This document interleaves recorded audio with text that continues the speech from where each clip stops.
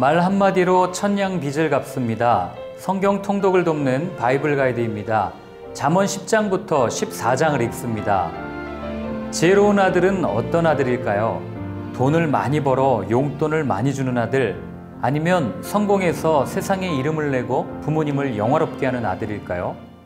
잠언은 부지런한 삶을 살며 바른 길로 행하고 사랑으로 허물을 가리는 삶을 살고 또한 겸손히 말씀을 따르며 어려운 사람 돕기를 즐겨하고 훈계를 좋아하며 하나님의 은총을 받은 아들이 지혜로운 아들이라고 말합니다. 자신의 이름을 내기보다 하나님을 높이며 눈에 보이는 재물을 따르기보다는 비록 보이지 않지만 모든 것을 다스리시는 하나님을 따르는 삶, 이것이 지혜로운 사람의 삶 아니겠습니까? 잠언을 해석할 때 어려운 점 중에 하나는 1장부터 9장과 10장부터 31장 사이의 간극입니다. 둘 사이의 장르가 다르고 형식의 일관성, 주제의 통일성이 없기 때문입니다. 학자들 중 일부는 10장부터 31장은 어떤 의도 없이 고대의 격언들을 모아놓은 잠언집이라고 말하기도 합니다. 그만큼 다양한 주제를 다루고 있기에 어떤 내용이라고 설명하기가 쉽지 않습니다. 그러나 10장 1절에 나오는 지혜로운 아들과 미련한 아들의 대조를 통해 1장부터 9장에서 이어온 지혜를 구체적으로 설명하고 있다고 보는 것이 적절할 것입니다.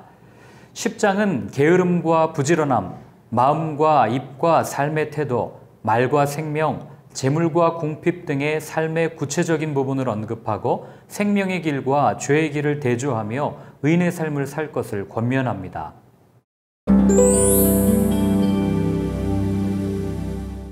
11장 역시 10장과 마찬가지로 악인과 의인, 지혜자와 우매자의 삶의 특징을 대조하여 설명합니다.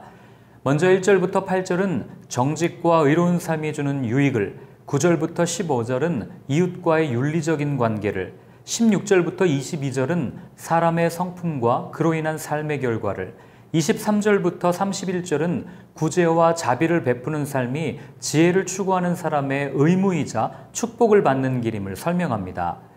특별히 24절, 흩어 구제하여도 더욱 부하게 되는 일이 있나니 과도히 아껴도 가난하게 될 뿐이니라 라는 말씀은 구두쇠처럼 안 쓰고 모아야 부자가 된다는 일반적인 상식을 깨뜨립니다. 오히려 25절에 구제하는 사람에게 풍족, 윤택이라는 단어를 사용하므로 나누는 삶이 지혜로운 삶임을 확언해 줍니다.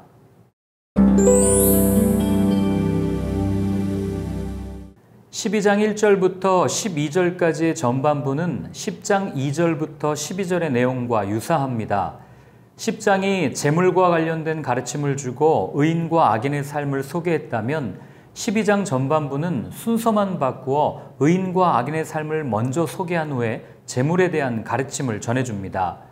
5절, 의인의 생각은 정직하여도 악인의 도모는 속임이니라 에서도 의인과 악인의 대조가 잘 드러납니다.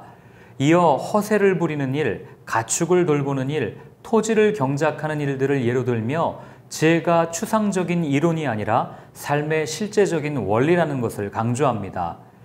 13절부터 23절은 언어 사용에 관한 교훈입니다.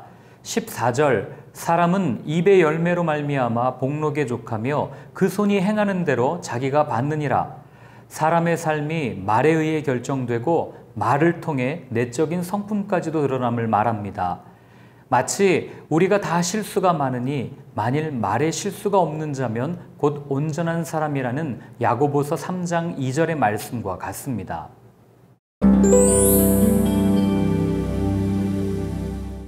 13장 1절부터 6절은 12장에 이어 올바른 말의 사용에 대한 교훈을 들려줍니다.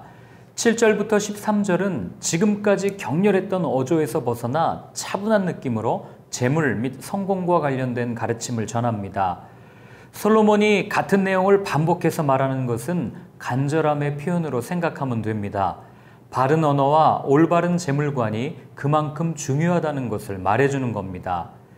11절은 재물에 대한 결론을 전해줍니다. 망령되이 얻은 재물은 줄어가고 손으로 모은 것은 늘어가느니라. 재물을 얻는 방법이 재물보다 중요하다고 말합니다.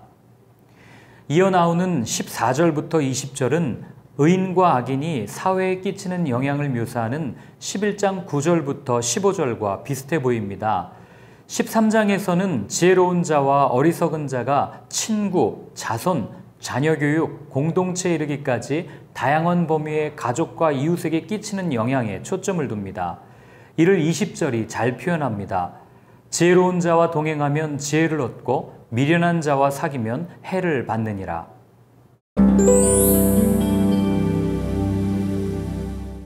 14장은 하나님, 이웃, 노동, 지식 등의 분야에 대한 지혜자와 어리석은 자의 대조를 통해 지혜로운 삶을 살 것을 가르칩니다.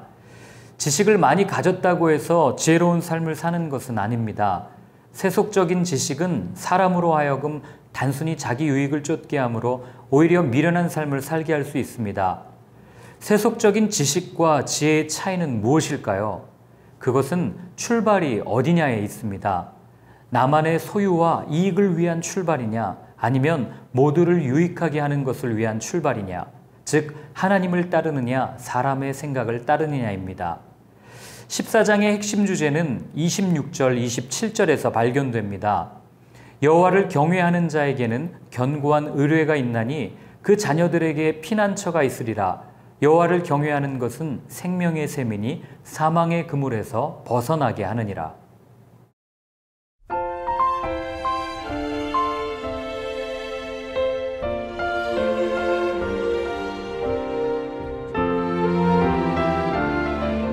언어가 사람에게 주는 유익은 이루 말할 수 없습니다. 생각, 지식, 지혜를 글로 적어 후대에 전달하며 서로 간의 의사소통의 수단이 되어 하나의 공동체를 이루게 합니다. 언어는 하나님이 주신 최고의 선물입니다. 그러나 이 언어를 어떻게 사용하느냐에 따라 결과가 달라집니다. 사용하는 사람에 따라 축복의 말을 하며 하나님을 찬양하는 도구가 되기도 하고 저주를 하며 살인하는 도구가 되기도 합니다. 그런 면에서 사람은 손의 열매로 사는 것 같지만 사실 입의 열매로 사는 것이 아닐까 싶습니다. 우리에게 주신 최고의 은혜인 말을 통해 생명을 전하고 사람을 살리는 삶이기를 소원합니다.